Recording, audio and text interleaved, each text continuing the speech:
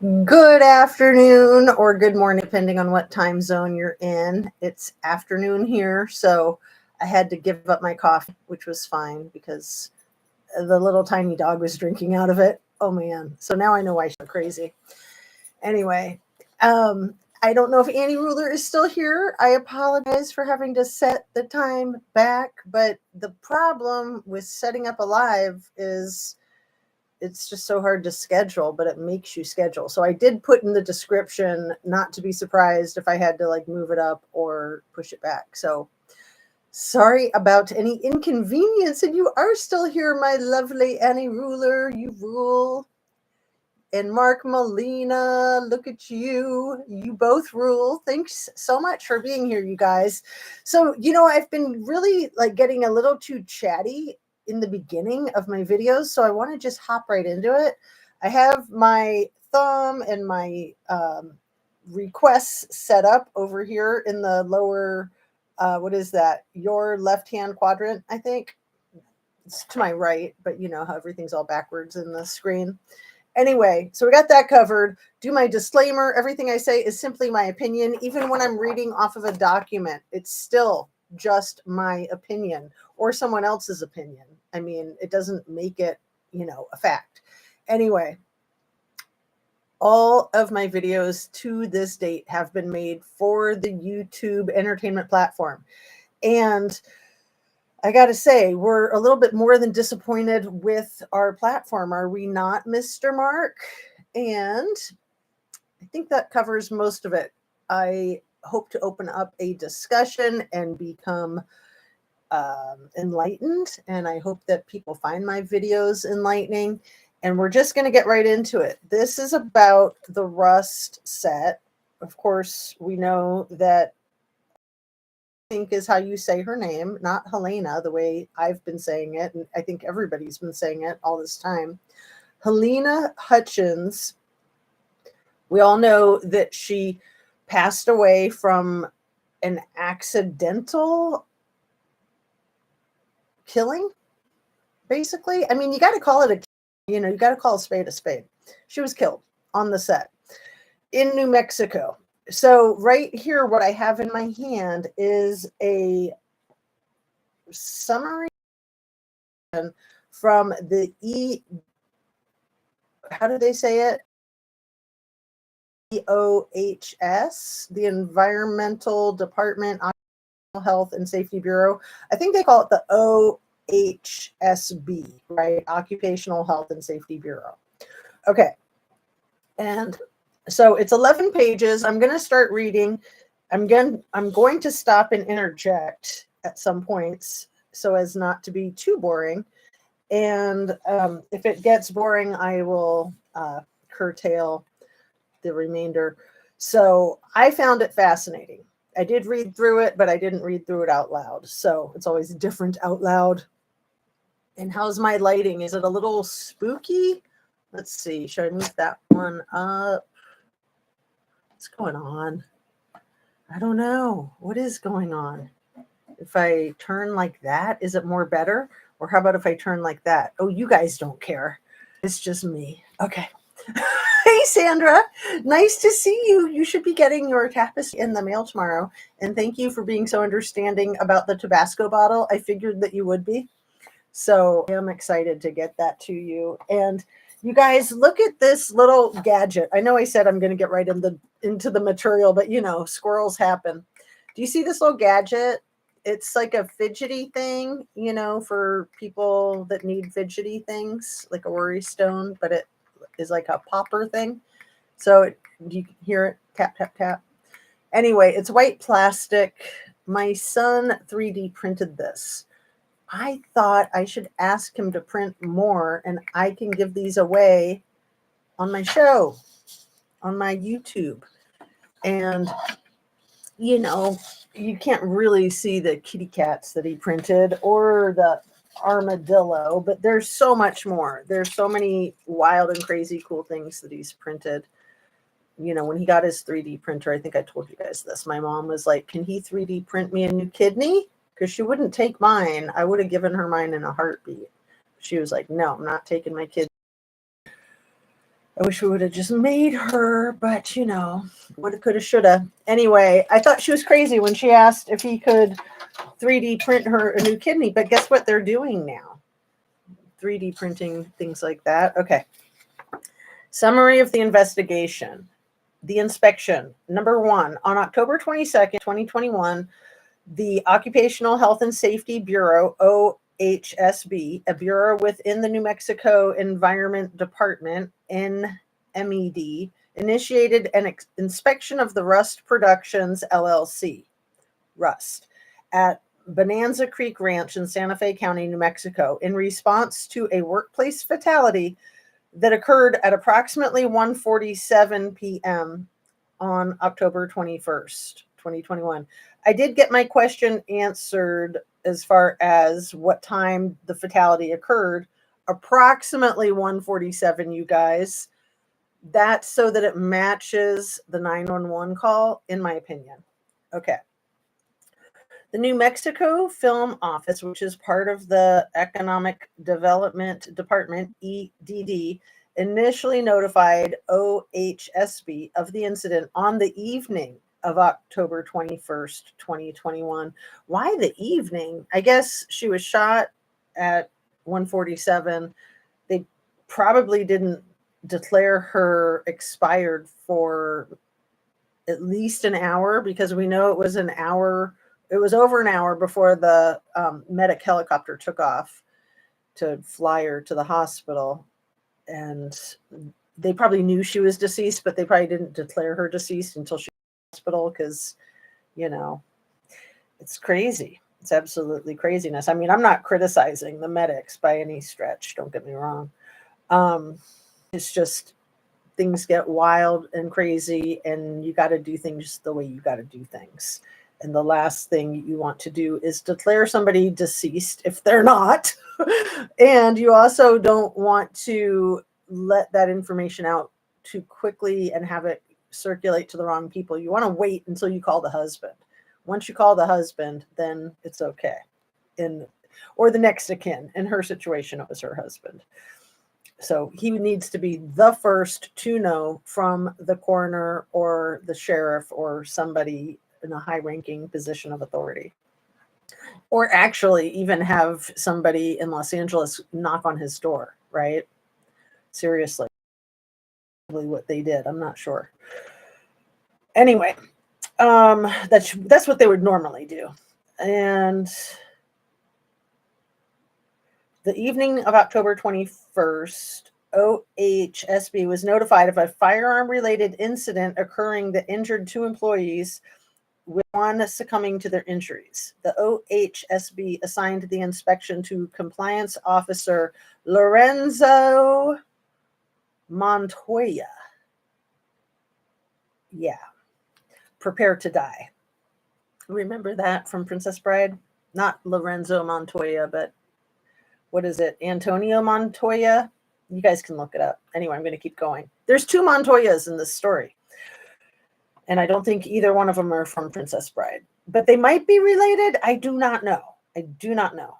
The other one is the assistant prop person, who I believe is the one who shot herself in the foot. And then Sarah Zachary said that she did it. And we'll get into that later in a bit. Let me keep reading. The descendant was Helena Hutchins, Rust cinematographer.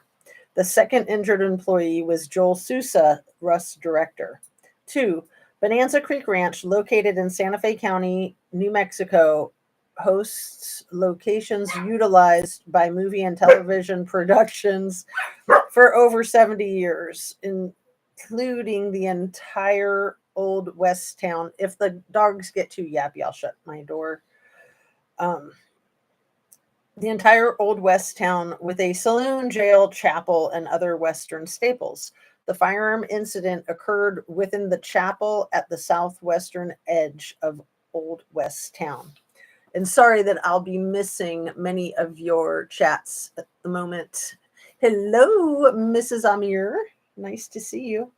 So number 3, on October 22nd, 2021, at approximately 12:30 p.m., I attempted to inspect the site, Bonanza Creek Ranch.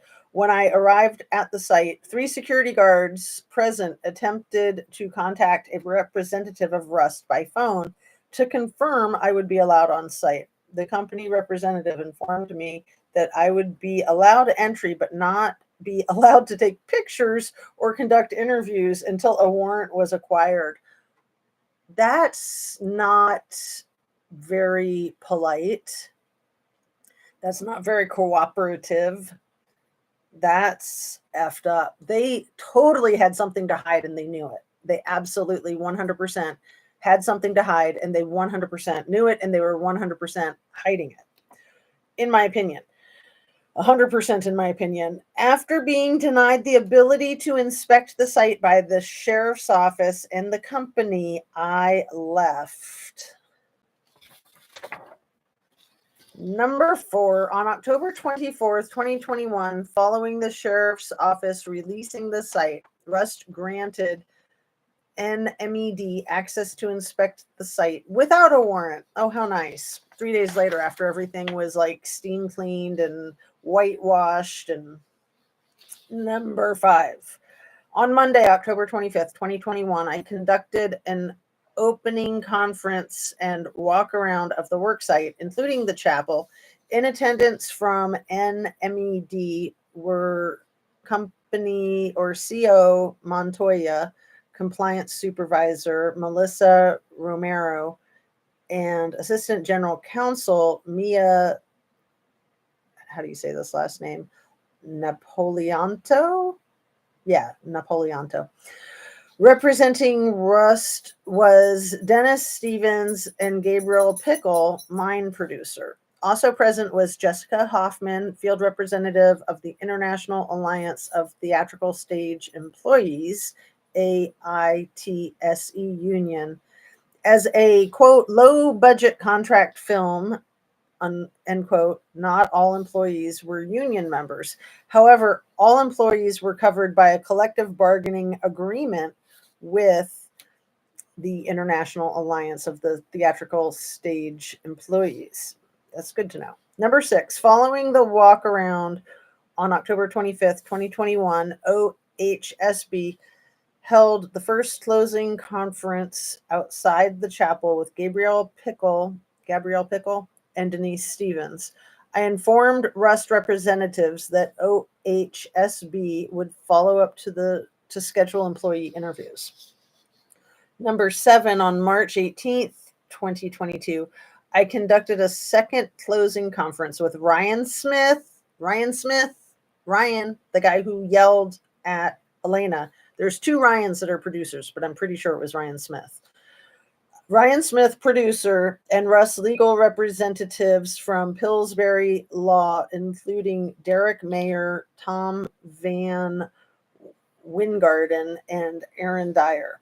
During the discussion, I explained that a citation related to safety practices on the use of firearms may be issued and that abatement for such citation would require an effective firearms safety program, which would include implementing and building upon the industry-wide Labor Management Safety Committee's Safety Bulletin Number 1, recommendation for safety with firearms and use of blank ammunition. Wow, isn't that so harsh? Make them comply with best practice. Come on. Come on. They're movie stars. They're on a tight budget. Leave them alone, Jim. Crossing my wires from the Watts case. Leave them alone, Jim. Leave them alone, NK. Okay, back to this. Findings. Number 8, the firearm involved in the accident is a modern replica of a Colt 45 caliber revolver, long Colt in style. And let me just add that Alec demanded to have the biggest gun that he could possibly have. So that's what it was, the Colt 45. You know, the bigger the gun, the smaller the what? Oh, wait, no, that's trucks. Okay. I think it's guns too. Anyway, I'm trying to stay focused. You know how hard that is for me. Squirrel. Okay, long Colt in style. Rust had 13 such revolvers from the production in total from manufacturers Pyatt Uberti, and Cimarron. In film, firearms are typically controlled by the props department, with the individual responsible for handling firearms and ammunition titled armorer or weapons handler. The armorer for this film was Hannah Gutierrez Reed, and her immediate supervisor was Sarah Zachary, props master or property master. Nicole Montoya, props assistant, provided support to Zachary and Gutierrez Reed. So let me just interject here. The reason I think that it was Nicole Montoya that had the accidental or the negligent discharge of the firearm and shot herself in the foot, and I believe that Sarah Zachary is covering for her, and on the record, like in the trial, it is considered officially Sarah Zachary that had that negligent firing and shot herself in the foot. But I would like to see the medical records if they consulted with the medic there on site, because the reason that I think that is because why would Nicole's name ever come up as her being the one to do it unless Sarah was trying to shift the blame off of herself? But Sarah would be in trouble for allowing Nicole, her assistant, prop assistant, to handle a firearm, because even Sarah is technically not supposed to handle the firearms, just like the assistant director isn't technically supposed to hand Alec or anybody a firearm. The firearms are supposed to only be in the hands of the weapon handler and the actor using that weapon. And when not in one of their hands, it's supposed to be locked up. It's not supposed to be set on a prop cart or anything like that, of course, or set on the ground, which is what Hannah Gutierrez said is how the body double for Alec Baldwin had the negligent discharge 2 times. And I believe that all 3 of the negligent dischargings were on the same day, you guys, the 16th of October. This is what I found last night. I have seen that before, so I think it's confirmed that all 3 of the accidental negligent gunfires discharges happened on the exact same day, less than a week before Helena Hutchins was killed on set by a quote accidental discharge from a firearm. So for people to say that the set was safe, 3 in a day, one time by itself will get an armorer fired instantaneously in most cases, in pretty much all cases except this one, allegedly. In my humble conspiracy theory opinion, and I do like to give my shout out to Rich Lux for that. I did not make that little fun thing up. You got to have fun when you're dealing with such, let me just say it, a-holes and tragedy. But for people to be not allowing the investigations to happen immediately and fluidly, and for people to change their stories and to put different people in different places. Anyway, I'm going to continue. Where was I? Her immediate supervisor was Sarah Zachary, props master or property master. Nicole Montoya, props assistant, provided support to Zachary and Gutierrez Reed. And the Rust props department was small and for administrative purposes was placed under the art department, headed by Brian Norville, who provided support for props but rarely worked with Zachary or Gutierrez Reed. Ryan Smith, this is number 9, Ryan Smith, producer, was identified as overseeing the overall production. A management representative for Rust was Gabriel Pickle, line producer, who directly hired individuals and crews, approved hours worked, and had authority to counsel or discipline employees in any department. Her immediate subordinate was Catherine Rowe Walters, unit production manager, who shared similar authority. Also on the management team was Dave Halls, first assistant director and safety coordinator, who was the set manager and responsible for general workplace safety, who was peer and authority to Gabrielle Pickle and Roe Walters. Number 10, Alec Baldwin, actor and producer, and Joel Sousa, director, negotiated with various producers to help create and fund the Rust project. Alec Baldwin's authority on set included approving script changes and actor candidates. Alec Baldwin handled the revolver and fired the round that struck and injured Helena Hutchins and Joel Sousa. Why doesn't it just say killed? It injured her so badly that she expired. She never spoke again after the "this is not good at all" last words. Number 11, Hannah Gutierrez Reed reported to Sarah Zachary for direction on daily tasks. Sarah Zachary reported to Brian Norville. Brian Norville reported to Roe Walters, and Roe Walters reported to Gabrielle Pickle. Oh, this is nicely stacked to keep Alec far away from Hannah Gutierrez Reed. So to Sarah, to Brian, to Roe, to Gabrielle Pickle, to Alec. 6 degrees of separation, you guys. There you have it. Due to the nature of her position as sole armorer for Rust, Hannah Gutierrez Reed regularly corresponded with Gabrielle Pickle directly via text messages and emails. Hannah Gutierrez Reed performed armorer duties such as demonstrating that a firearm was cold or hot with Dave Halls. Dave Halls was also responsible for identifying and correcting hazardous conditions related to firearm safety. Low man on the totem pole. As armorer, number 12, as armorer, Hannah Gutierrez Reed was responsible for storage, maintenance, and handling of firearms and ammunition on set, and for training members of the cast who would be handling firearms. And I'll put a link to this so you guys can read through it if you want, or maybe I'll put it in a community post. In accordance with Rust safety procedures and industry recognized safety practice, the armorer is required to be present whenever firearms are being handled and should have the authority to determine whether an individual requires additional safety training. However, Rust also required Hannah Gutierrez Reed to perform the role of props assistant to Sarah Zachary, or at least that's their story, when firearms were not in active use.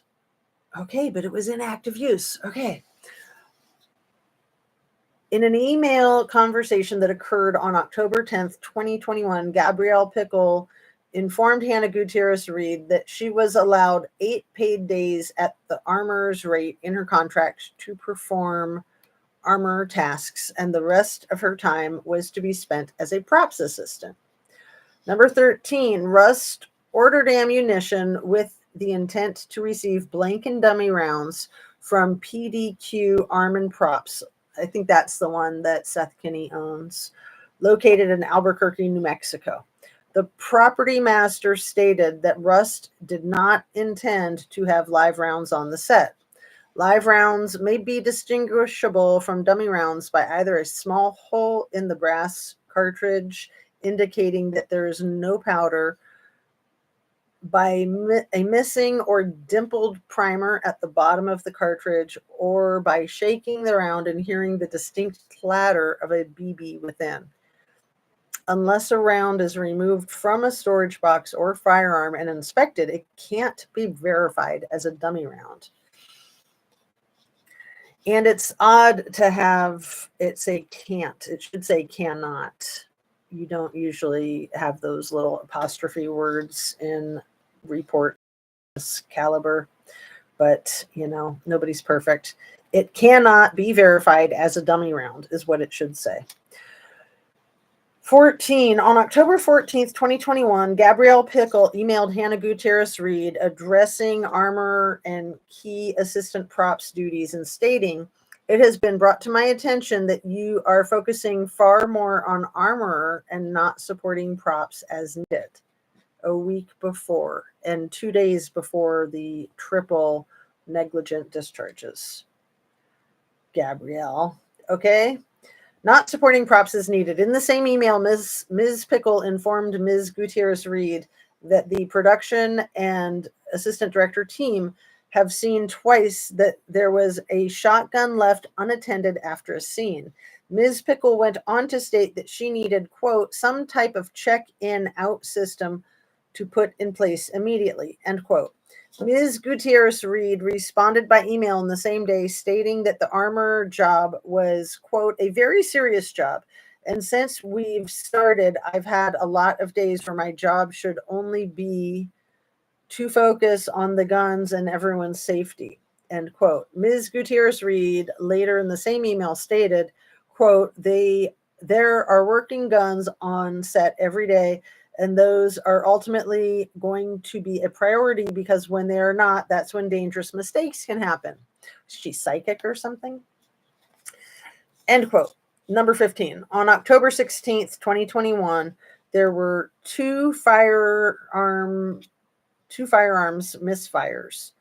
Okay, so there were actually 3 on that day, but from 2 firearms. So again, there's inaccurate information even here in the final official document. There were 3.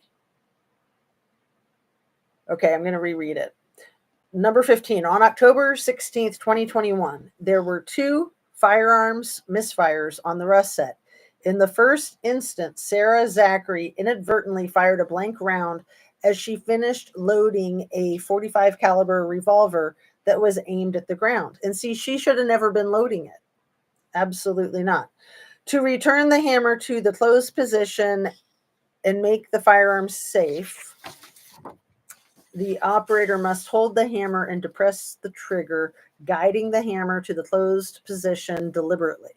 In the case of the first misfire, the hammer slipped from Ms. Zachary's thumb or fingers. Oh, wait, there were 2 misfires from that gun? Wait. In the case of the first misfire, the hammer, no, okay, I'm jumping ahead. The hammer slipped from Ms. Zachary's thumb or fingers, likely resulting in the firing pin on the hammer striking the primer, which ignited the powder, firing the blank round. Number 16. The second misfire on October 16th, 2021, involved Blake Teixeira. That's a cool name, Teixiera. And we should remember this name, Blake Teixeira, a stunt double for Alec Baldwin, and a lever action rifle of unknown make and model. Now, why wouldn't they know the make and model? They would know that.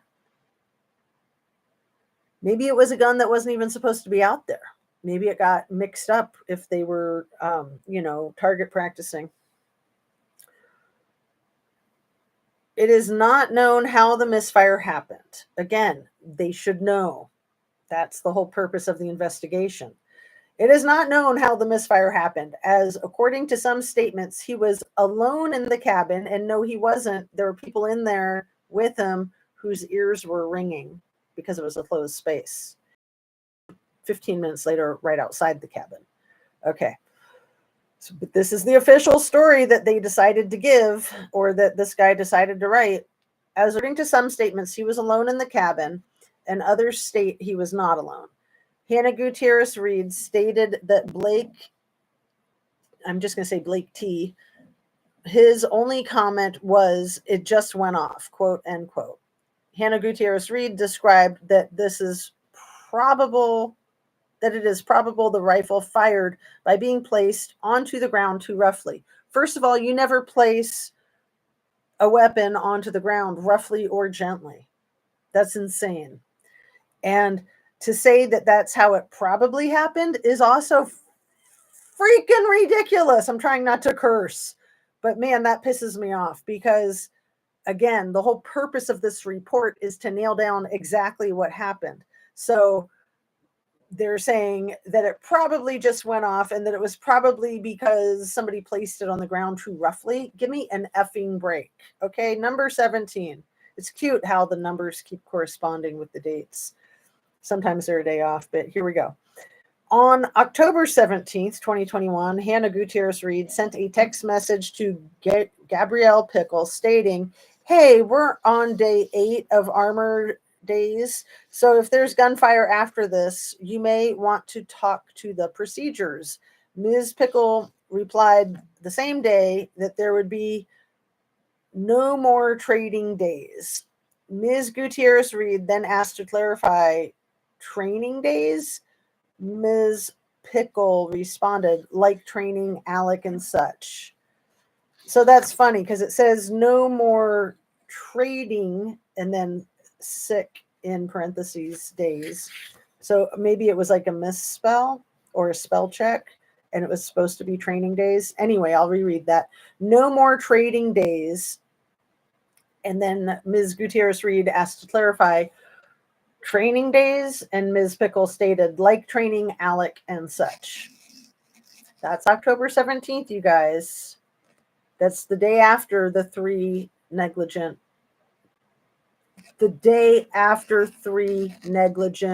discharges, and nobody is relieved of their responsibilities and duties. Holy crap. It's going to be really hard to keep not cursing.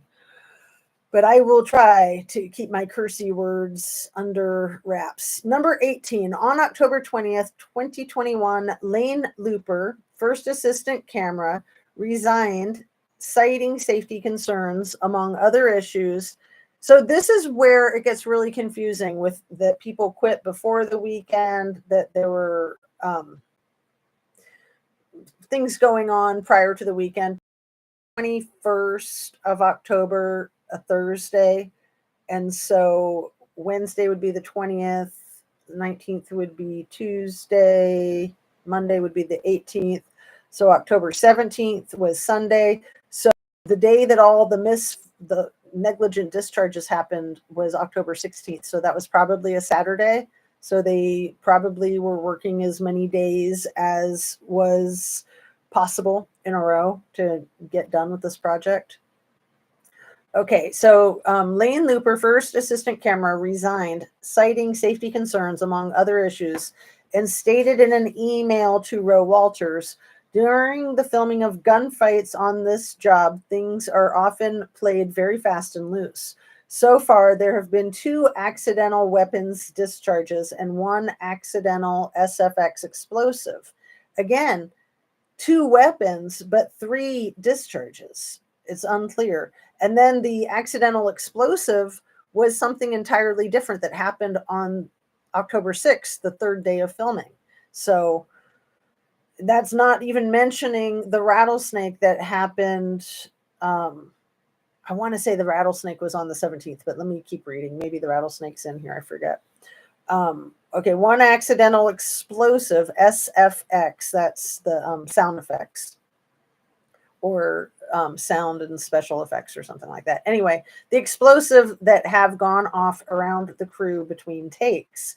Mr. Looper went on to state, to be clear, there are no safety meetings these days. There have been no explanations, and no is capitalized both times, as to what to expect for these shots.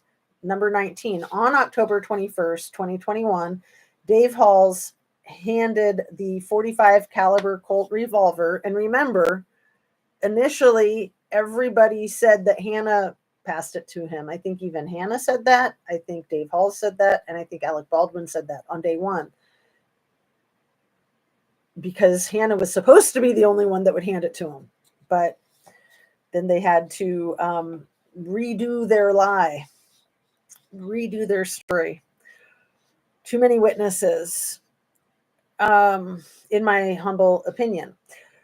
Dave Halls handled the .45 caliber Colt revolver loaded with what he assumed were dummy rounds to Alec Baldwin. Mr. Baldwin aimed the revolver towards Helena Hutchins and Joel Sousa, and a projectile was fired, striking Ms. Hutchins and Mr. Sousa. Number 20, as a result of the inspection, OHSB determined that Rust was responsible for a serious violation of the New Mexico Occupational Health and Safety Act, the Act in parentheses, and quotes, with no specific state or federal OSHA standards exist, while no state or federal OSHA standards exist for firearms used in the film industry, it is clear both the employer and the film industry recognize the hazard associated with the use of firearms on movie sets and the potential for serious injury to employees.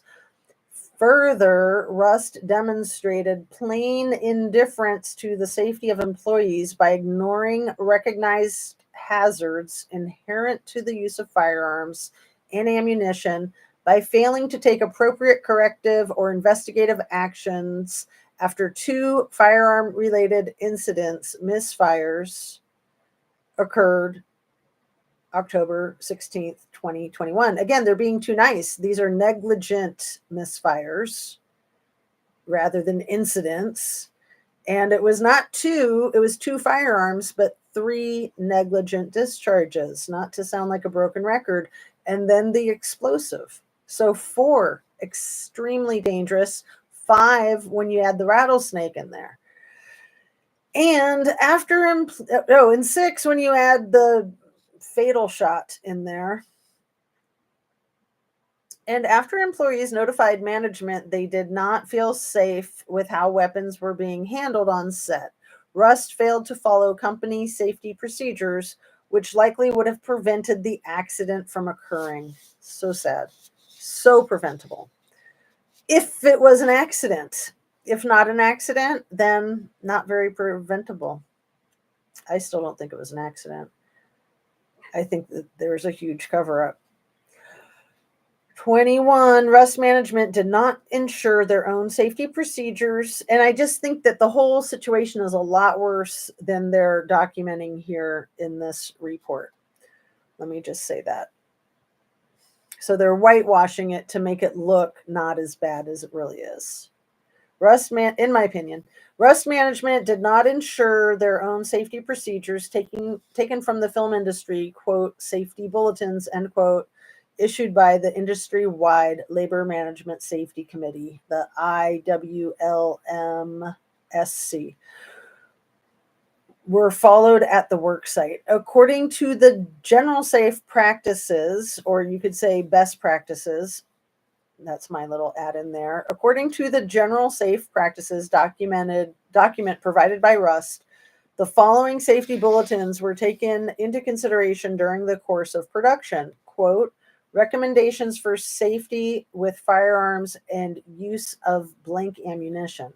Additionally, on January 7th, 2022, Rust's attorney informed NMED that the safety bulletins used on set included recommendations for safety with firearms and the use of blank ammunition. Rust's use of procedures from Safety Bulletin Number 1, recommendations for safety with firearms and use of blank ammunition, Bulletin Number 1, and Rust's failures to effectively implement those procedures included the following. A, Bulletin Number 1, page 1. The property master or armorer will, quote, work in conjunction with the production's designated safety representative to assure that the following standards are adhered to. I'm just messing with the light there. I think that's better, right? Or maybe, I don't know. The lighting is just so freaking problematic. I need a lighting crew. That's what I need.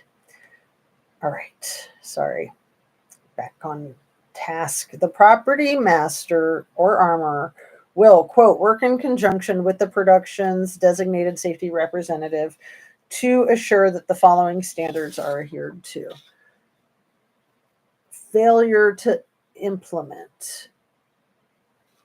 Oh, that's weird. Okay, no.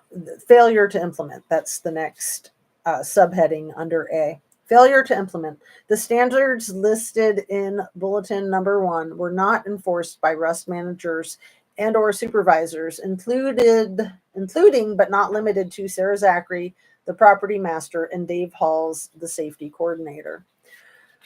B, Bulletin Number 1, page 1. Live ammunition is never to be used nor brought on to any studio lot or stage.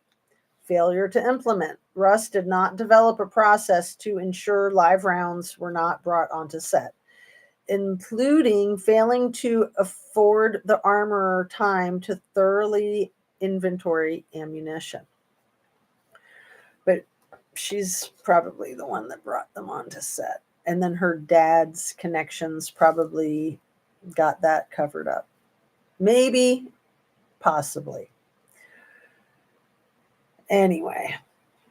C, bulletin number 1, page 1. Before any use of a firearm in a rehearsal and or on-camera sequence or off-camera use, all persons involved must be thoroughly briefed at an on-site safety meeting where the firearms will be used. This meeting shall include an, quote, on-site walkthrough, end quote, and or, quote, dry run, end quote, with the property master or designated production representative and anyone that will be using and or handling a firearm. Failure to implement. Employees stated that while safety meetings took place, they were not conducted each day. Firearms were used on set, and often any mention about firearms was brief and not specific. D, bulletin number 1, page 1. No one shall be issued a firearm until he or she is trained in safe handling, safe use, the safety lock, and proper firing procedures. Sounds reasonable to me. If there are any questions as to the competency of the person who will use the firearm, the property master or ... shall determine if additional training is required. In page 3, quote 9, ensuring that a sufficient amount of time has been allotted for training and rehearsal, end quote. Failure to implement. Gabrielle Pickle instructed Hannah Gutierrez Reed on October 17th, 2021, that no more trading days, probably misspelled because it has that SIC in the parentheses, no more trading days would take place, like training Alec and such. Rust management did not provide the armorer or property master with the authority to determine if additional training was required in violation of Rust safety procedures. Don't worry, I know I'm licking my fingers in the papers, but you won't get any of my germs, right? E, bulletin number 1, page 1. Additionally, this bulletin should be attached to the call sheet each day firearms will be used. Failure to implement. During OHSB's interview with Dave Halls, he referred to the safety bulletins between the unions, between the Screen Actors Guild and IATSE, which represents the Technicians, and the Directors Guild of America. There are what we call safety memos, that describe the protocols. When asked if the safety memos were always attached to the call sheets, Halls responded, no, they were not on our call sheets. Bulletin F, bulletin number 1, page 2. Never lay down a firearm or leave it unattended unless actively filming or rehearsing. All firearms should be safely secured. Failure to implement. After instructing Hannah Gutierrez Reed to focus more on her props assistant duties and less on her armor responsibilities, Gabrielle Pickle then informed Hannah Gutierrez Reed that, quote, production and AD, which is assistant director team, have seen twice there was a shotgun left unattended after a scene. We need all weapons to be in your control anytime they are used. Hannah Gutierrez Reed. So they've seen it twice and they're not reprimanding her. They're just shooting her an email. It's really insane. We need all weapons to be in your control anytime they are used. Again, that's something that most armorers understand, which is why they have a job to begin with. Okay. Hannah Gutierrez Reed explained conducting her armorer duties and props assistant duties created a gap wherein actors or stuntmen put down a firearm and stepped away, leaving it unattended. And see, that's on the stuntman or the actor to not set it freaking down, to only hand it to the armorer. These people, man, they can't just keep dropping the buck, basically. But here they are, officially dropping the buck, or handing the buck and dropping it. Anyway, conducting her armor duties and props assistant duties created a gap where actors or stuntmen put down a firearm and stepped away, leaving it unattended. Hannah informed Gabrielle that, quote, it would slow production down terribly if we had to check them back in between scenes, end quote. Oh no, not slow down production and need more days. F that. And quote, when I'm forced to do both. And see, she wasn't forced to do both. She could have said no. Like most armorers, you guys know how it is in any work situation. You have to stand your ground. You have to push back. You have to say no. But she's a kid, barely an adult, and doesn't understand that. Nobody's forcing her to do anything. She could walk off the job. She could say no. She could go on strike. She can refuse. Don't ever let anybody make you do something you're not comfortable with. Right? I mean, all of us grown-ups know that. And when I'm forced to do both, again, she's shirking her responsibility.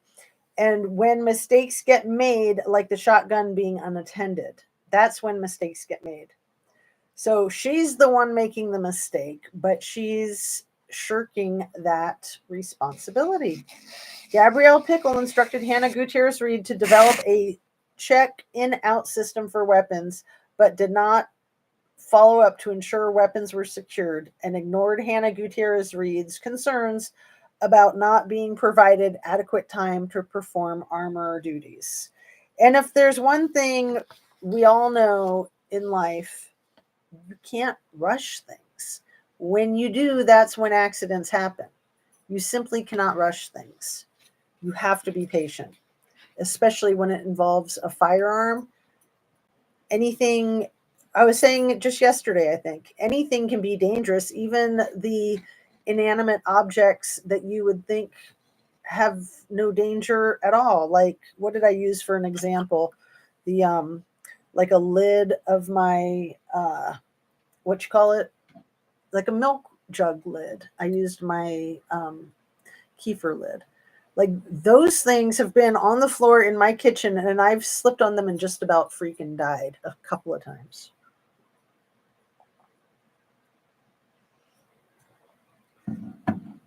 When they weren't even loaded. That's a joke. I don't know if that was inappropriate or not. Anyway.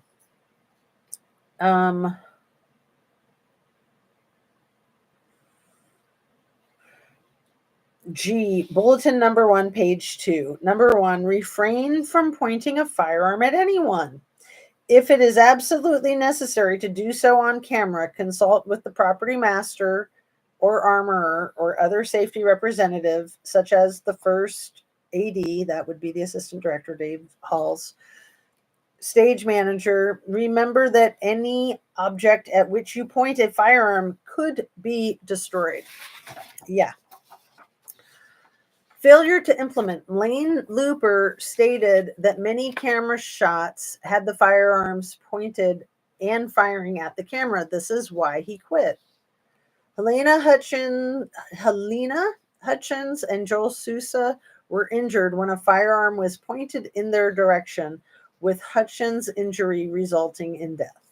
Rust Management representative Dave Halls was present too, and at the time the firearm discharged a live round, severely injuring 2 crew members. As Rust's top-level management safety official, Mr. Halls did not consult with the property master or armorer during or after the firearm was loaded, handed to the actor, and pointed toward crew members in order to determine that pointing the firearm at persons was, quote, absolutely necessary, end quote.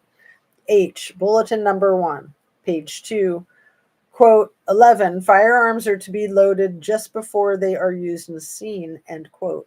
Failure to implement. On the day Helena Hutchins and Joel Sousa were shot, the firearm was loaded and handed to Alec Baldwin during an informal rehearsal and prior to filming the scene involving the firearm. 22, Russ did not provide staff responsible for ensuring firearm safety with sufficient time to inspect ammunition received to ensure that no live rounds were present. Just a couple more pages, you guys. Number 23, the first misfire, which occurred on October 16th, 2021, presented a hazard to Sarah Zachary and any employees nearby.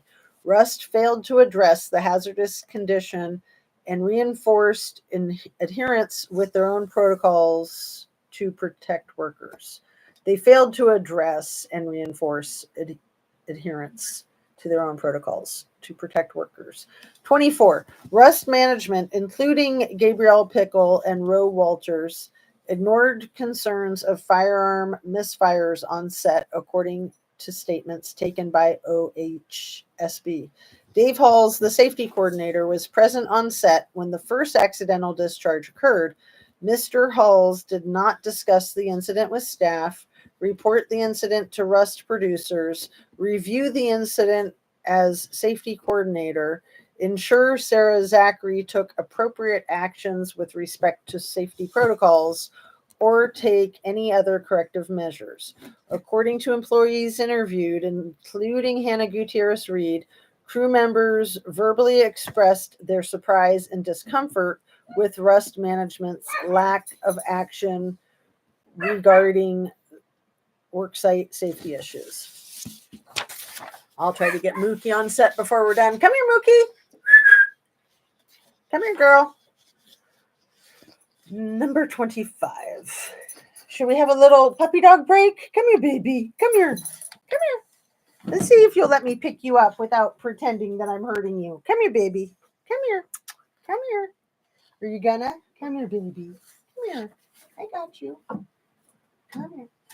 Oh, so cute.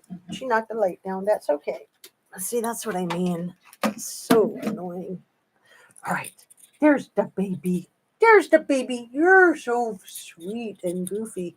And remember, she's all hopped up on coffee. See, it has cream in it. That's why she's wanting it. I don't think she's after the caffeine. I don't know. Maybe she is. Maybe she's a little, like, she's got the need for speed, right? Look at her. She's licking her mama's arm. Is she just the sweetest little monkey in the world? She is kind of like a spider monkey.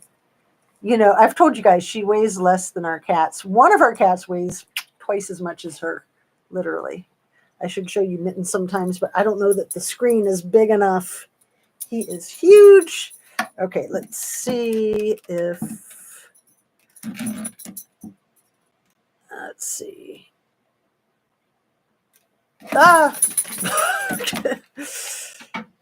See, it doesn't help that these things, everything made of plastic these days is so slippery. So I get little grip things for counteracting the slipperiness, but you can only do so much. Okay, let's finish this up. And then I've got a bunch of notes, of course, to discuss with you guys. Where was I? I think at the top of page 10 right here, number 25, Rust initiated no investigative action for the second firearm misfire on October 16th, 2021, beyond Hannah Gutierrez-Reed asking Blake T. how it happened. But again, he had two misfires, and they must have lied to this guy from the Environment Department, Occupational Health and Safety Bureau, and combined both of those into one. Because I doubt he would do that for them, and they're not going to not count it as two just because it was from the same firearm. I mean, even if it was like two in a row, they would still count it as two, but it was 15 minutes apart. One inside, one outside, allegedly.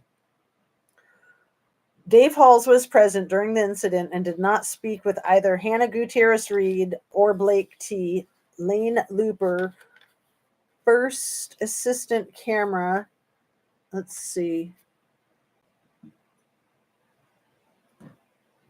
I'm sorry, it got slightly bumped and I just wanted to straighten it out. There we go.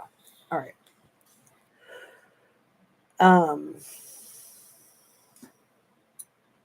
Lane Looper, first assistant camera, texted Roe Walters informing her, "We've now had 3 accidental discharges." Oh, good. It does say 3. But wait. That's funny. All right. That's funny because it does say 3, but it doesn't acknowledge 3.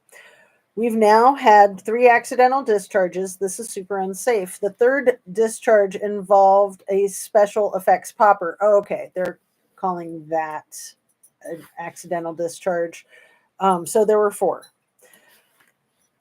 Which is a small explosive that simulates a bullet impact on a surface. Roe Walters responded, "Accidental discharge on firearms?" Lane Looper responded, "Yeah, 2 discharges today and 1 on week 1.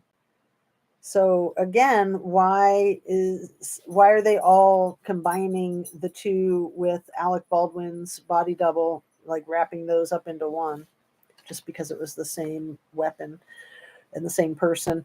Roe Walters did not ask any additional questions to try to understand what had occurred, despite being informed of the misfires and that at least one employee expressed not feeling safe. Rust management took no corrective action.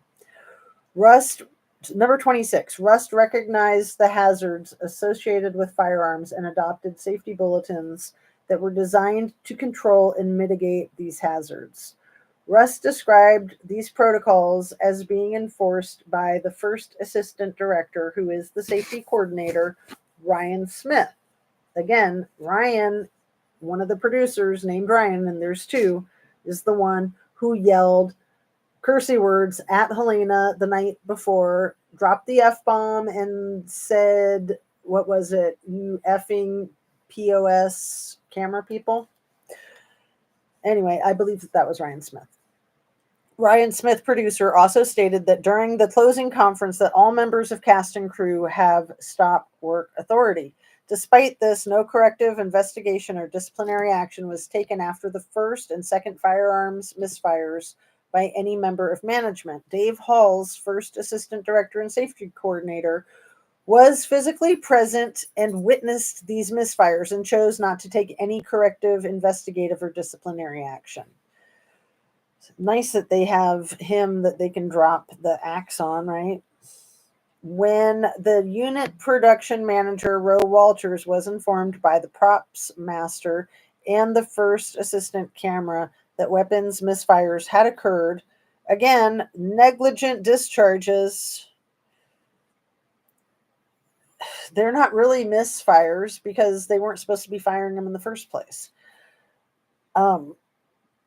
Walters did not initiate any corrective, investigative, or disciplinary action in accordance with Rust's safety procedures. Number 27, when the first assistant camera resigned, informing management that there was an ongoing lack of firearms safe practices, among other labor issues, and that misfires had occurred, Rust management took no action to review or address worker safety concerns.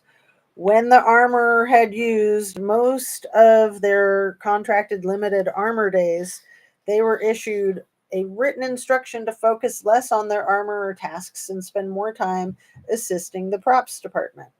When the armorer expressed a need to ensure actors to be able to safely handle a firearm with a holster, they were told by the line producer, final page, that armorer would be informed if that was necessary.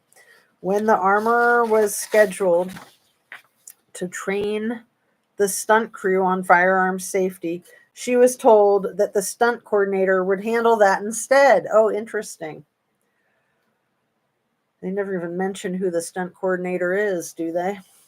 The 28th, the employer, Rust Movie Productions, LLC, demonstrated plain indifference to the hazards associated with firearms by routinely failing to practice their own safety protocols, failing to enforce adherence to safety protocols, and failing to ensure that the handling of deadly weapons was afforded the time and effort needed to keep the cast and crew safe. Additionally, the employer disregarded or otherwise did not follow up, ask questions, or try to understand what happened when employees notified management about the misfire incidents and not feeling safe on the set. The safety coordinator was present on set and took no direct action to address safety concerns. Management was provided multiple opportunities to take corrective actions and chose not to do so. As a result of these failures, director Joel Sousa and cinematographer Helena Hutchins were severely injured. Helena Hutchins succumbed to her injuries on October 21st, 2021.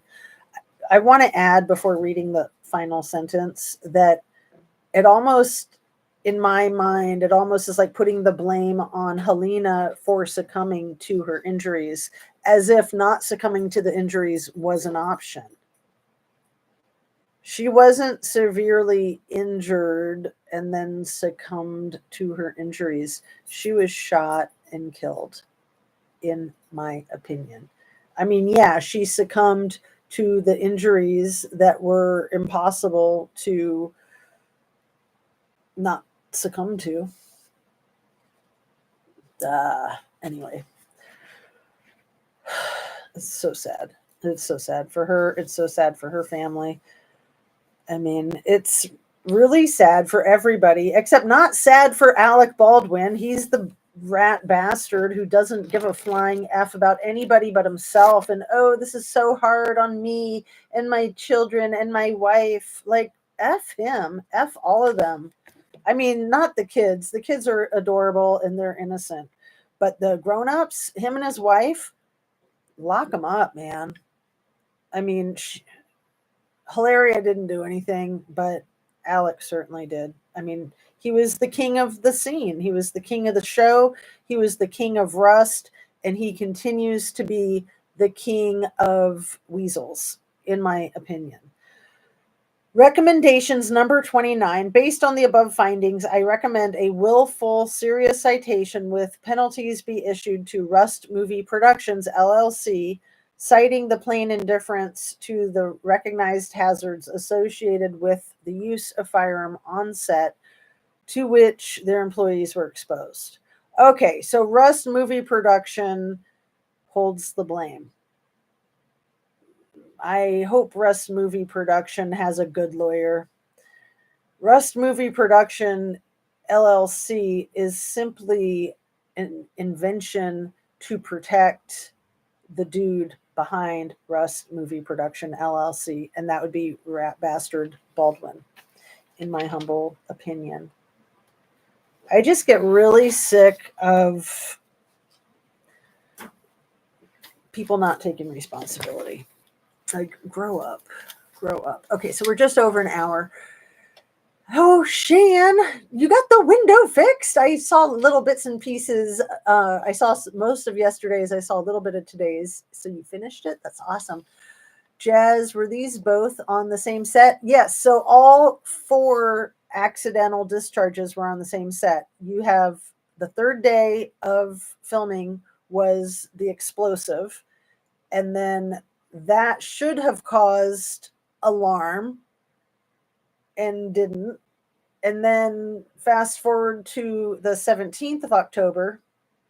So that would be like 2 weeks in, almost 2 weeks in, the end of, yeah. Because it started on the 4th. So the 17th, you had 3 discharges, 3 negligent discharges. The first one, I believe, was one of the prop assistants or prop master shot herself in the foot. It has been said that it was the Montoya individual, Nicole Montoya, who was Sarah Zachary's assistant, And mind you, I mentioned this yesterday, Sarah Zachary is engaged to her assistant's brother. So Sarah Zachary, it sounds like, hired her soon-to-be sister-in-law to be her assistant. And anyway, so officially they're saying that Sarah Zachary is the one who shot herself in the foot. And then later that same day, Alec Baldwin's body double, Blake T, had a negligent discharge inside of a little cabin, like a tiny cabin, tiny, like 5 by 5. And I think there was more than one person in there with him. I want to say that that Lane Looper was inside of the cabin with him, which would make sense if he was filming and getting ready to take a shot, a film shot, not the other kind. Anyway, so the gun discharged inside the cabin. And in the report, it says that there weren't people in there, according to some of the reports, and that there were people in there, according to other reports. I think that there were people in there with him, and that it caused some damage to people's ears, like serious. And then 15 minutes later, outside of the cabin, the same stunt double with the same firearm had a second misfire or negligent discharge of his own. So 3 in a day, you guys. That's completely downplayed. And then there was the rattlesnake incident. And I got to look through my notes to see when that rattlesnake incident was. That might have been on the 16th of October. I'm pretty sure I have it. I'm pretty sure I know where I have it. Let me see. Because it is really hard to get all of these dates. And pretty sure it's on this page. But I know that I've gotten it mixed up. October 16th, rattlesnake on set. Dave Halls was the one who said when the snake wrangler couldn't catch it, said, go ahead and keep filming. So the day before the 3 negligent discharges, and then they still just on with the show. And then 4 days after the 3 negligent discharges, then the 4th negligent discharge from a firearm happens. And that would be the 6th high risk, dangerous incident that actually took someone's life. And who knows how severely Joel Sousa's shoulder was injured. My guess is that it's probably going to affect him for the rest of his life, because it's pretty hard to recover from things like that. That is just nuts. Okay, so Alec lied. He said that Hannah handed him the weapon even though she wasn't in the building when that happened. And then after he shot and killed Helena Hutchins, that Alex set the freaking weapon down on the pew, on the church pew next to him, and then he got up and left.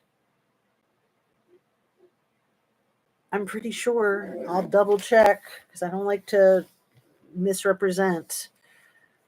And I'm pretty sure that that's what I've heard more than once. And I think I heard it again in the last 12 hours. So it's like right at the top of my psyche.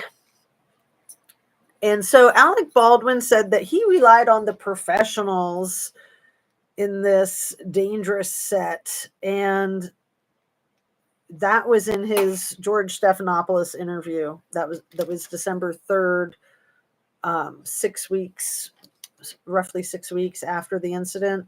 So he relied on the professionals that were demonstrating how unreliable they were. And then there was no oversight of those professionals to force them to do their jobs appropriately. It's just crazy. Yeah, I mean, he completely ignored safety protocols. And I believe that the longest or the strongest punishment Alec Baldwin could get at this point in time, I believe, is 5 years of a sentence. But we'll see if he gets anything. I honestly hope he does. Not just because he deserves it, but you got to set precedents for any other idiot that does this kind of thing.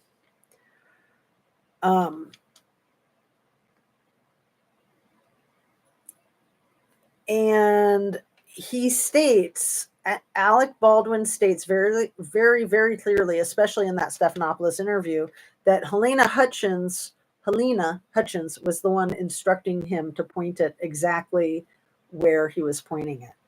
Like, he goes over that in great detail, like, oh, cheat it to the left, slightly up. Like, it's just twisted. So again, he's blaming the victim. Like, well, I was just doing what she told me.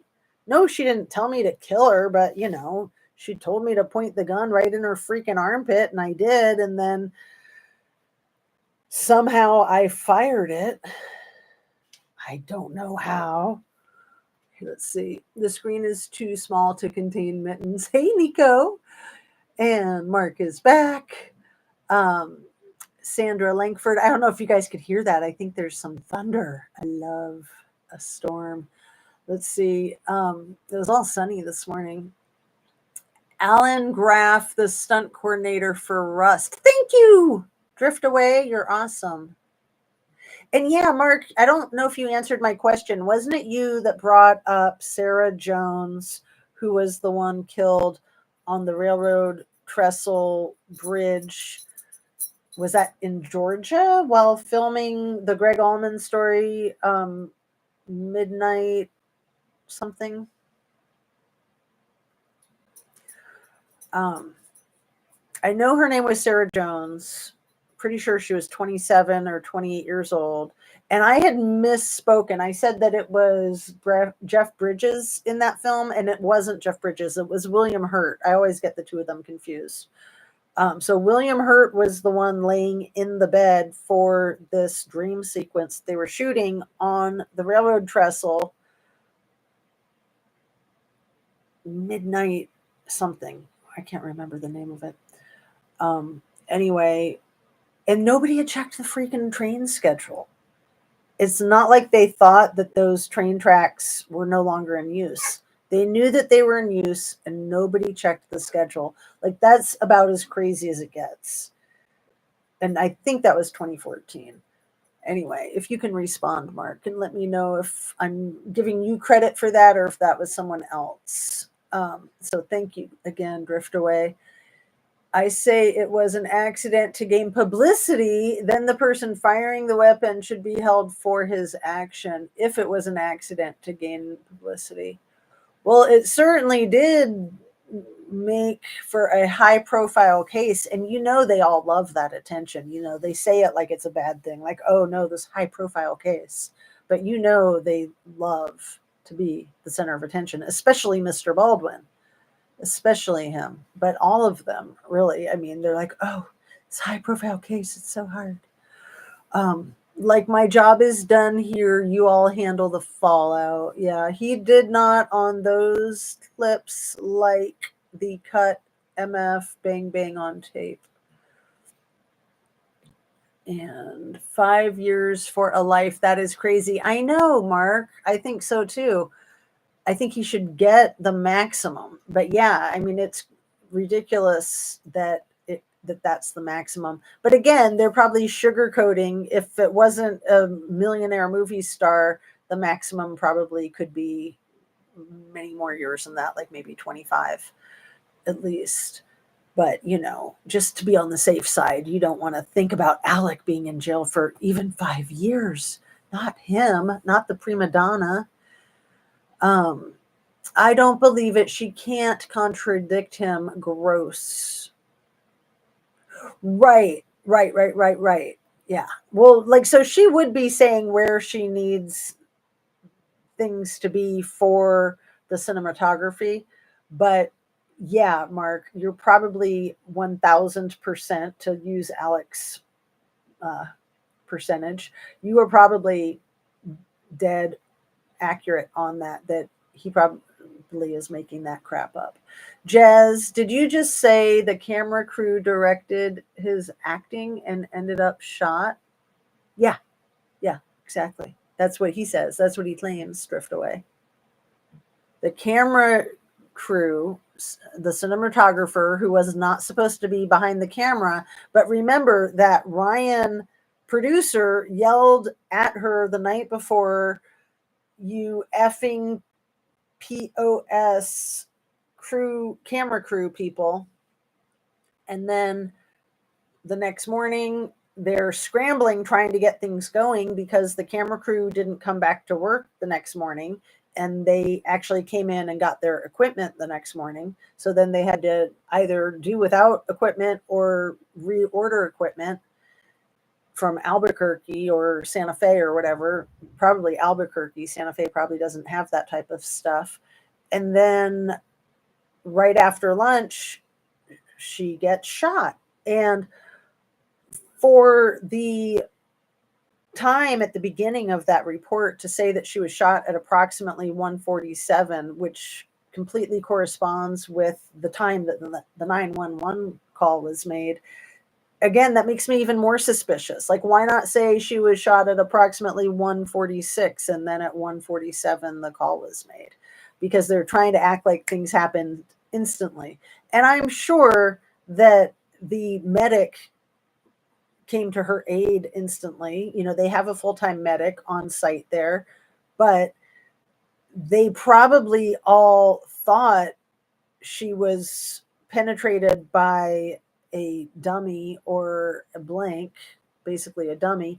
And so they didn't think that she could have been injured that bad. They probably thought she was overreacting, or in Alec Baldwin's exact quote, and then her eyes rolled in the back of her head and blah, blah, blah.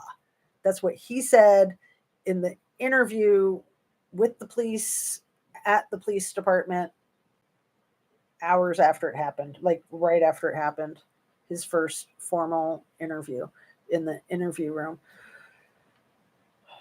Blah, blah, blah. Her eyes rolled into the back of her head and blah, blah, blah. I'm pretty sure by blah, blah, blah, he meant, and then she died. But he didn't want to say it because at that point, technically, he hadn't been told yet that she was deceased. Like, it was right after that he was told. But he could have said gone unconscious, but, you know, blah, blah, blah sounds a little less severe. What a freak, man. He is just a POS himself. And let's see, what else do I have in here? That wasn't you, Mark? The accident with Sarah Jones on the train tracks. I'm pretty sure it was 2014, but I know that it was the name of the movie was Midnight something, and it was the Greg Allman story. So probably one of his songs, Midnight something. I'll find it in my notes before we're done here. So yeah, somebody I thought brought her up the other day.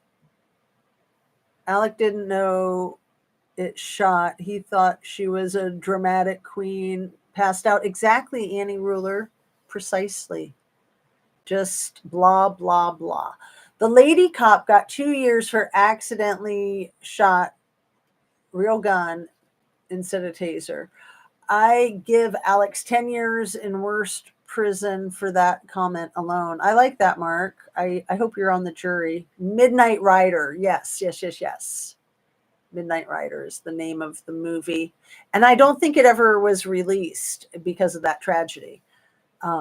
Although with Rust, you hear that thunder? It's awesome.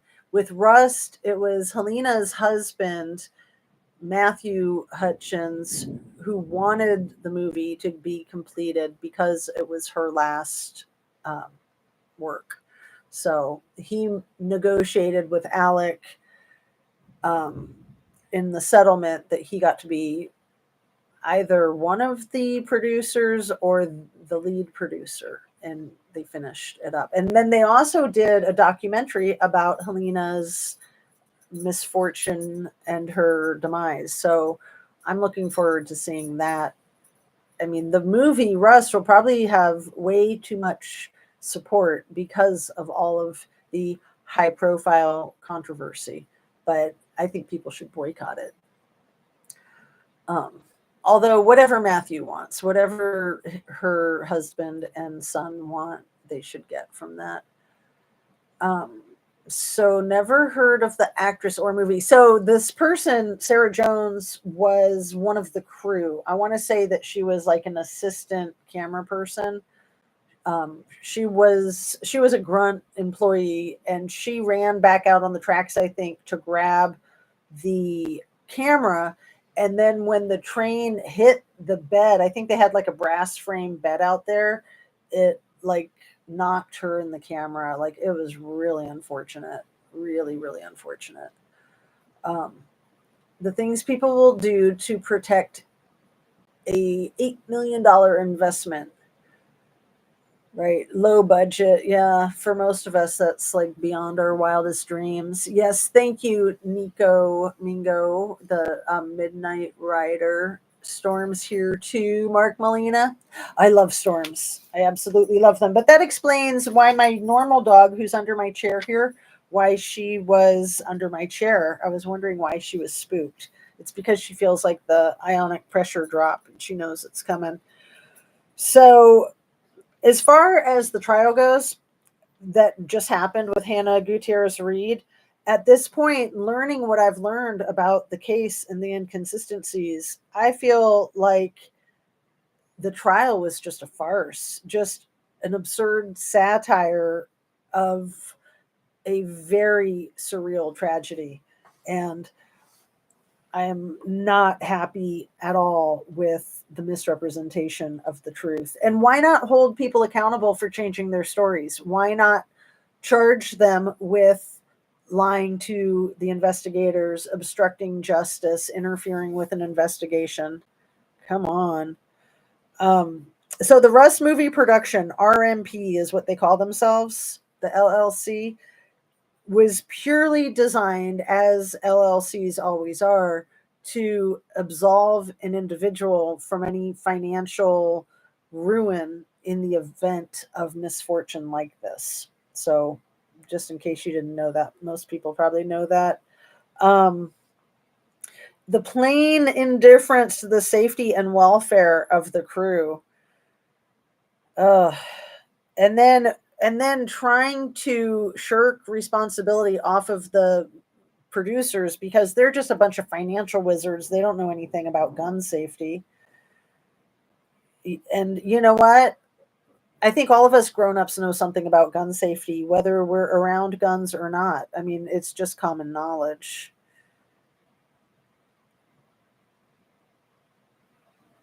And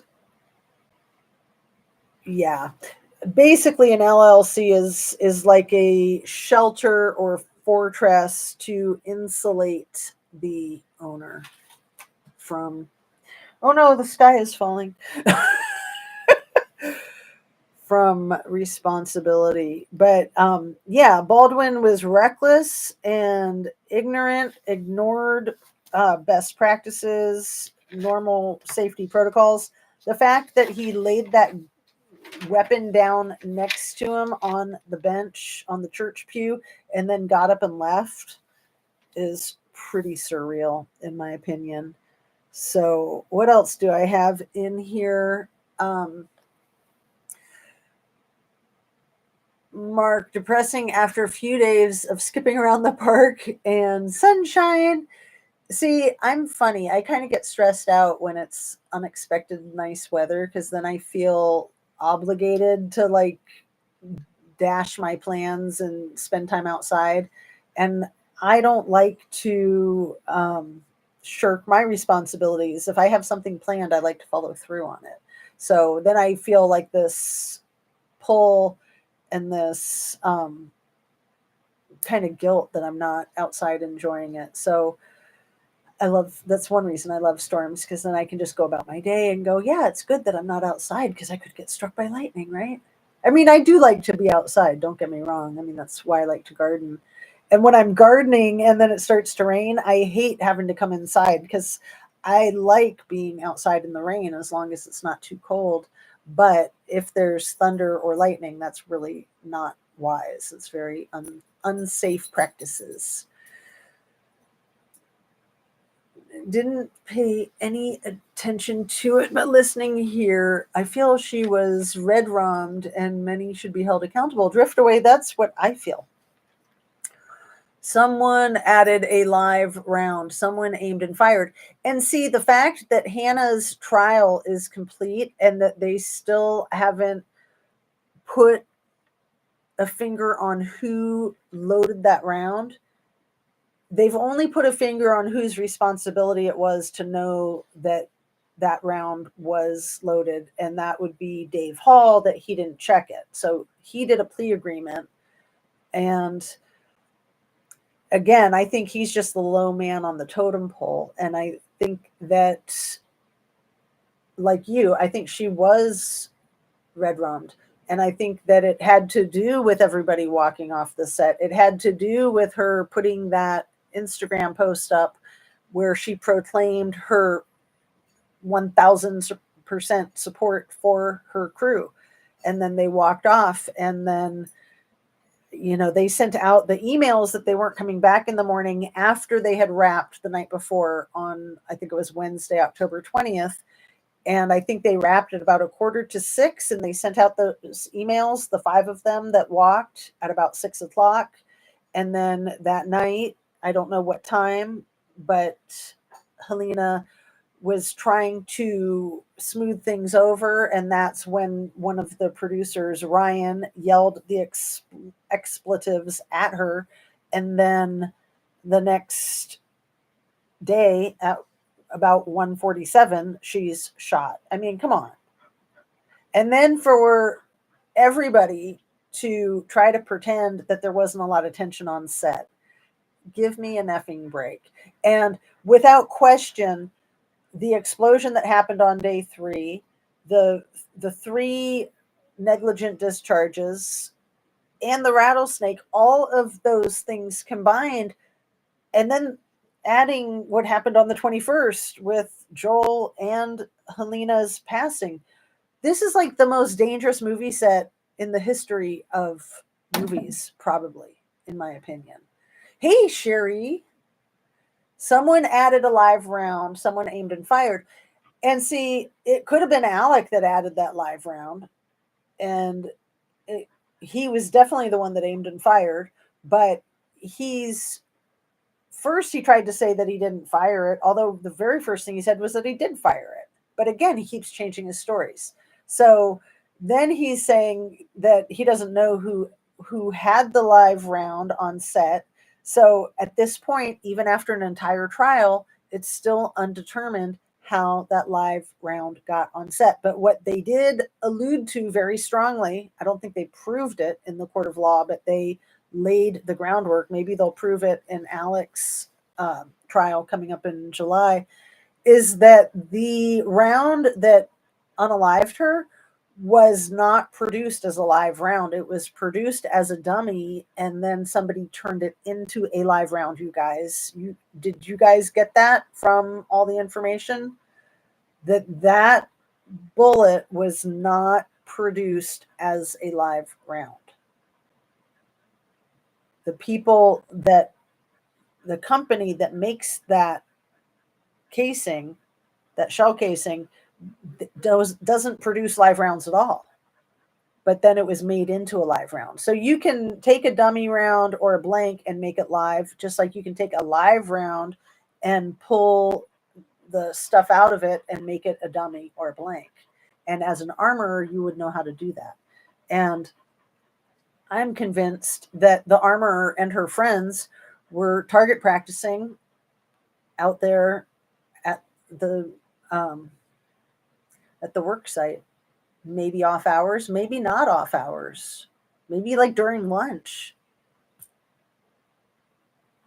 They could have been doing that during lunch. Maybe not that day, maybe other days.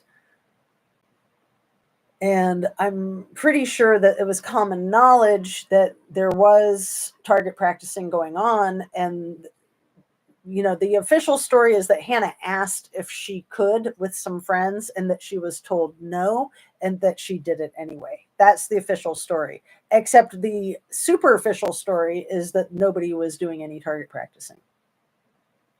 So which is it?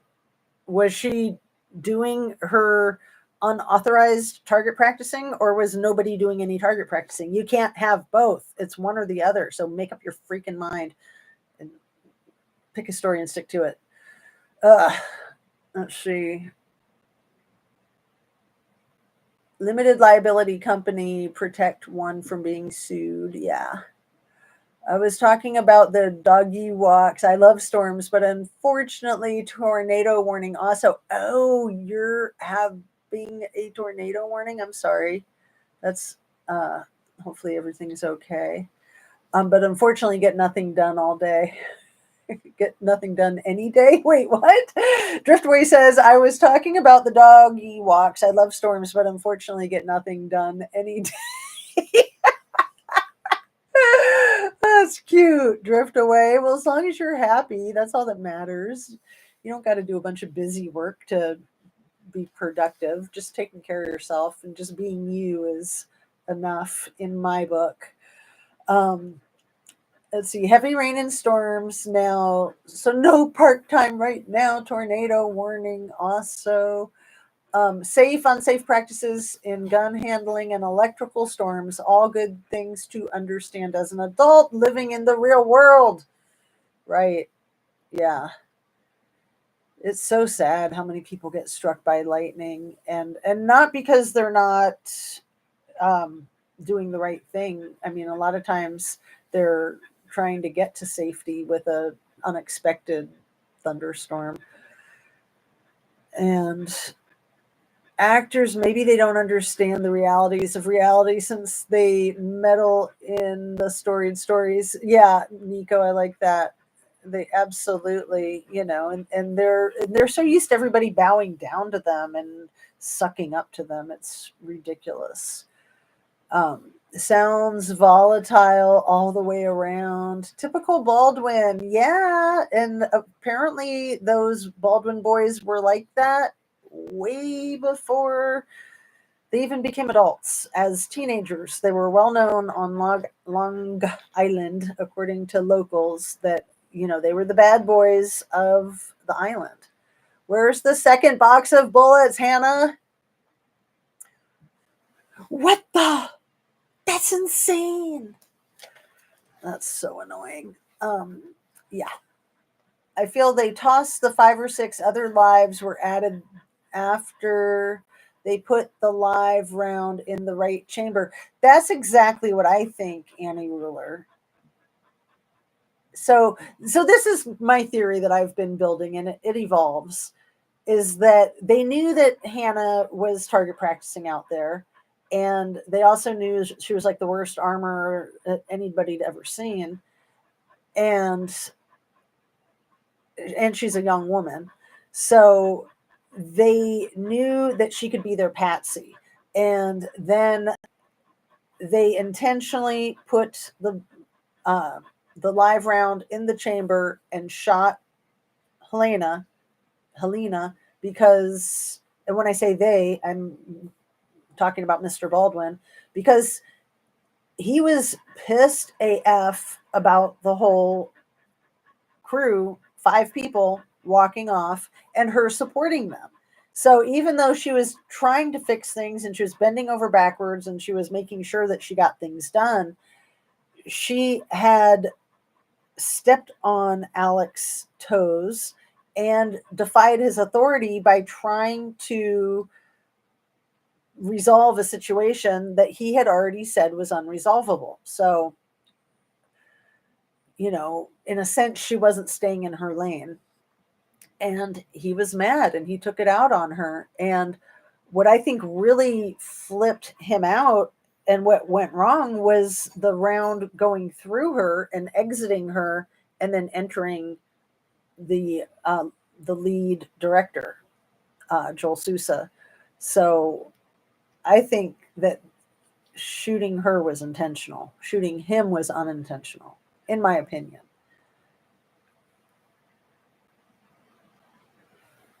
That's my belief at this point in time, based on all of the information that I've gathered. And like I said, I keep watching and rewatching a lot of interviews because it is just fascinating, the information that has been left out of the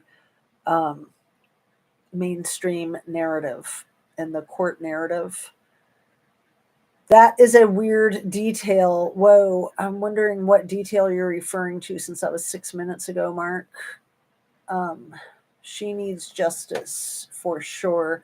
Yeah, and her son, her 11-year-old son that has to live his life without his beautiful mommy, and her husband who has to live his life without his soulmate. I mean, they seem like they were quite a connected pair. They'd been married for 16 years. They look like twins, Matthew and Helena. They look like twins. Maybe I'll use a wedding picture of them. They're so cute for my thumbnail for this one today. I've wanted to use it, so maybe I'll do that when I um, fill out the description and everything and put all the links in. Don't give AB's defense team any hat tips. Know what I mean? Yeah, absolutely, Nico. Um, I try to be very careful about that because I do think, even on these little tiny channels, that when we put information out there, that it can get picked up by somebody like that and they can run with it. So, yeah, we do need to be really careful not to give any hat tips. But I don't know which thing I said that you're referring to, since, again, that was like 5 minutes ago. My ex is a Baldwin. LOL. Drift away. I'm so sorry. The Baldwin Babes was what they were referred to back in the 90s, right? Making a bullet live round or blank, I think, is what Mark commented to. Oh, thank you, Drift Away. So that was when that was a weird detail. Oh, yeah, about the gun, the bullet being manufactured by a company that didn't manufacture live rounds.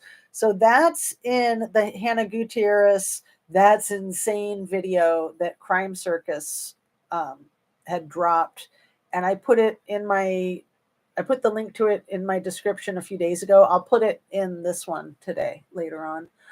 Um, and let's see. Hello, Alicia Walker. Me too, Jazz. Me too. So sorry. Honest to a fault. It was so preventable. That's why it's so unnerving. I missed a whole bunch of these comments. Sorry. All those guns. Yes, there were many opportunities for target practice. And, I've never fired a gun. I've never wanted to fire a gun. I can understand why people enjoy target practice. I mean, it's like playing darts or, throwing rocks at signs or basketball. It's fun to make that connection. So I can understand the thrill of target practicing, but we all know that accidents happen, and anytime you're playing with a gun, you're playing with fire. So let me look over my notes. We are over an hour and a half. Oh,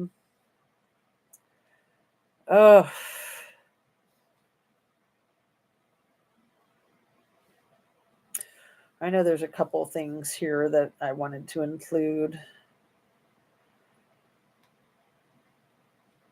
There's so many lawsuits, you guys. You know that. So Mamie Mitchell is the person who called 911. She was standing right next to Helena when this happened. She's the one who has Gloria Allred as her attorney representing her, and she was the script supervisor.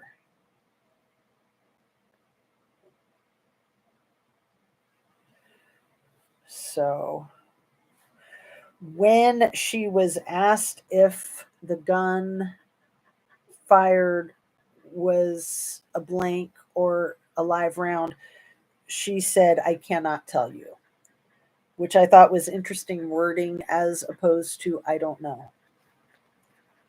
But that might not be anything. And Dave Hall yelled at Mamie Mitchell. I'm not sure when he yelled at her, what that was about. Days leading up to the camera crew walking off in protest. So, yeah. So the conflicts were happening before the weekend. Okay, so now it's all like falling into place because they don't want to make an accurate timeline because it makes them look so bad. So what happened on Saturday with the 3 negligent discharges, that's why everybody wanted to walk off the set, because it was the camera crew who are the ones who are going to be around the guns that are misfiring or negligently being discharged. Okay, so that happened Saturday. So then that's when the turbulence really started. Even though there was that explosion on the 3rd day, and there should have been concern expressed then that was taken very seriously to heart, and it wasn't. When these 3 accidental or negligent discharges happened on Saturday, October 16th, now it's making sense. So then the filming crew was going to quit over the weekend, but they didn't. And then they were trying to hammer things out, but they couldn't. So then they resigned at the end of the day on Wednesday. And then Thursday, this happened. So, I mean, they were trying to keep their jobs. They were giving it the good old college try, as I like to say. But really, Dave Halls, I think, was thrown under the bus. He was the scapegoat, as Mark called Hannah Gutierrez Reed last week. I thought that was adorable, the scapegoat. And I thought you did that on purpose, Mark, but I'm not sure. So in his 1,000 percentages, Mr. Baldwin says that he's 1,000% not responsible for this, but he doesn't know who is. He's 1,000% in his wild fantasy imagination not responsible for this, but he doesn't know who is. I'd say he is 1,000% responsible for this, because as we know, like from the other actor that played the cowboy, if you care, you check your own gun with the armor before you take it into your possession for each time that you're filming. So, that other guy, he shot his gun into the dirt 6 times before he would go on with what they were doing. And then how many of us remember when Alec Baldwin was telling his sob story right after this happened? It was probably part of the George Stephanopoulos interview, but I think it was even before that. I think it was both. That he'd said it before that, and he said it in the interview, that he had just been sitting there on the church pew before this happened, thinking how he loved making films again. And then this happened. Oh, how sad for Alec. He's such a victim of his own circumstance. But keep in mind that CNN, ABC, CBS, and Fox all have huge investments in Alec Baldwin not looking bad, okay? You got to keep that in mind. So in case anybody is interested, the ages of the little Baldwin babies, because I was saying how there's the oldest one is a girl. Well, the oldest one from his first marriage is also a girl. The oldest one from his second marriage is a girl. Then the 4 boys, and then 2 baby girls from surrogate moms. So they're around 11, 9, 8, 6, 4. 2 of them are 4-ish, and then 2 years old. That's their ages roughly right now.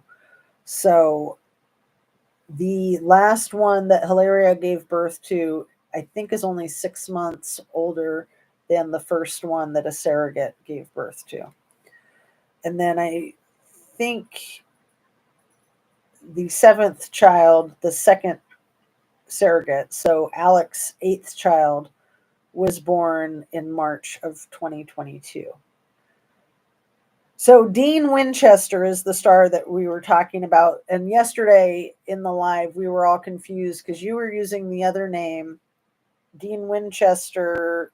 And I forget in that, if somebody wants to say what the other name is. He checks his own gun every time. He says the armorers hate it, but he fires his gun 6 times into the ground.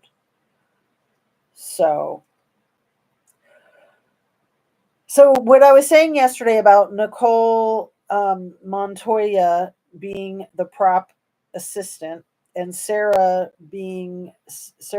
Zachary being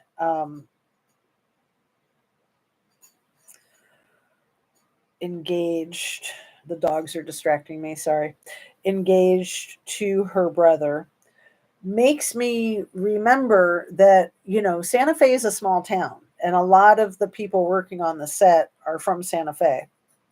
So, how many of these people know each other? How many of these people have these types of dual relationships, like a professional relationship and a personal relationship?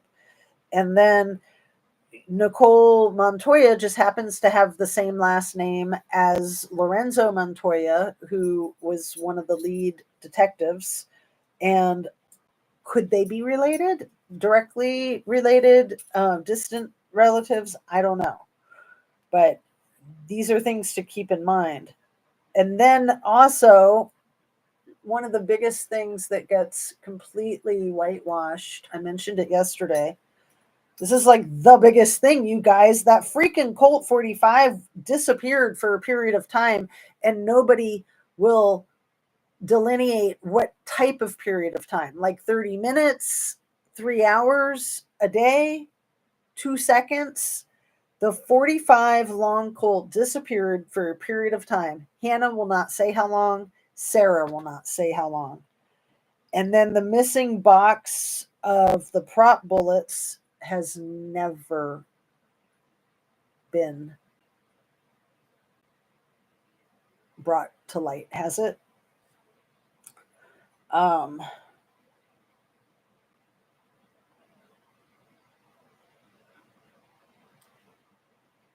uh, let's see what you guys saying. Oh,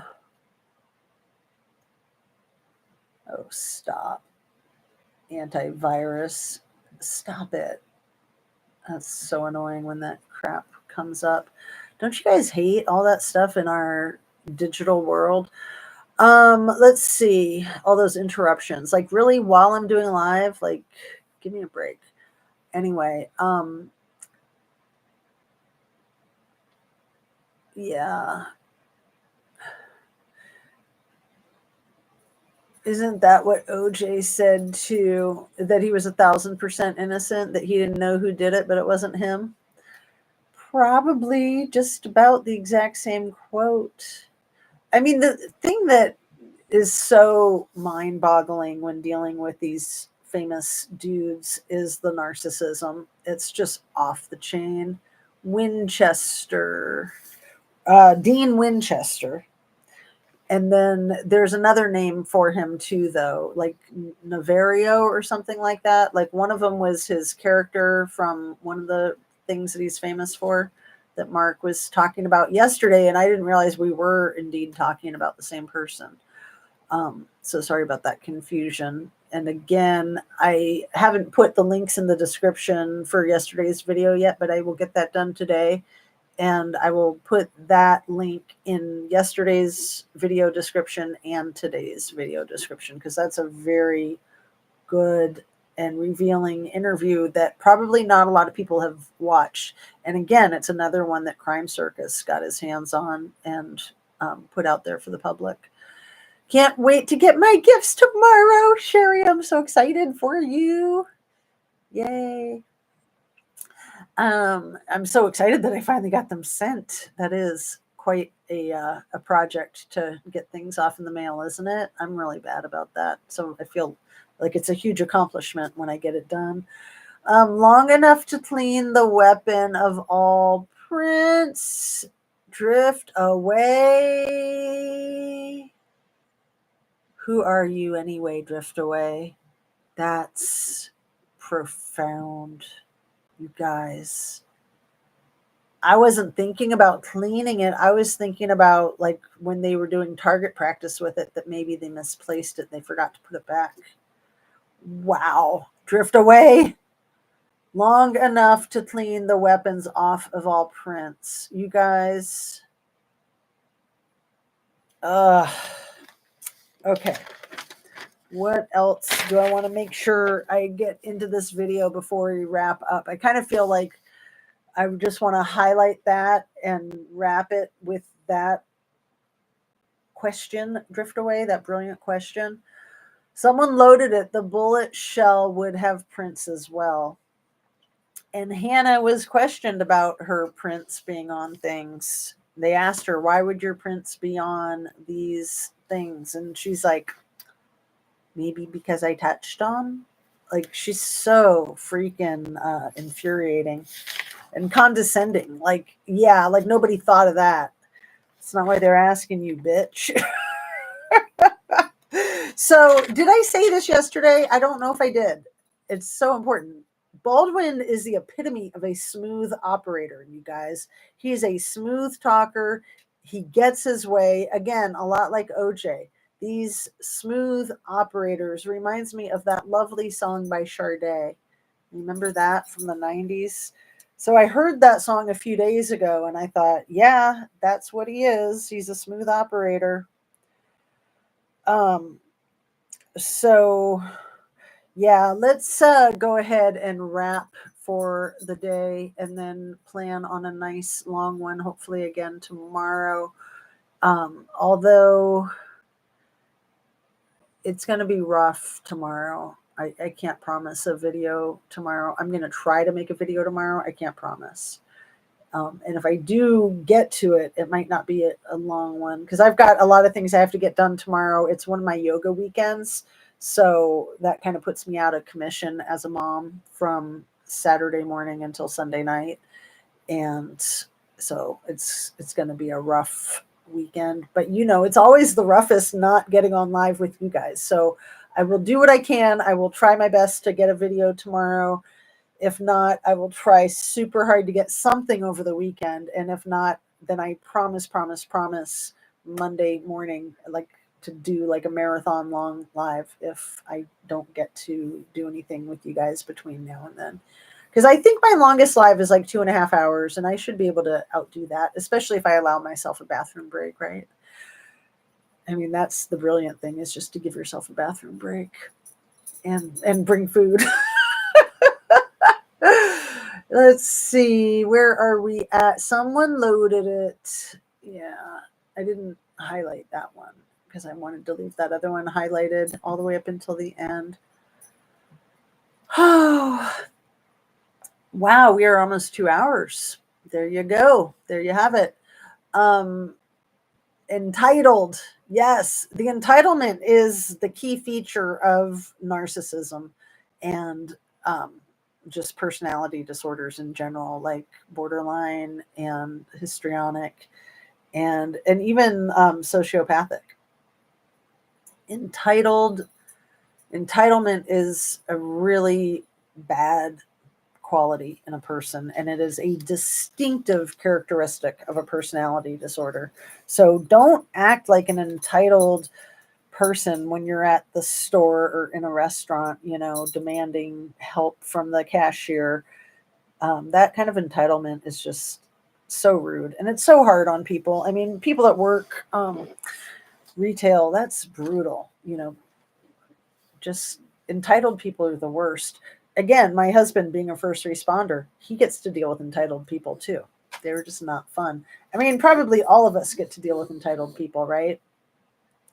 But when you're in a position like as a mental health professional, it's amazing how people bow down to you and don't play those types of games so much. And again, somebody like Alec Baldwin, in such a highly esteemed profession.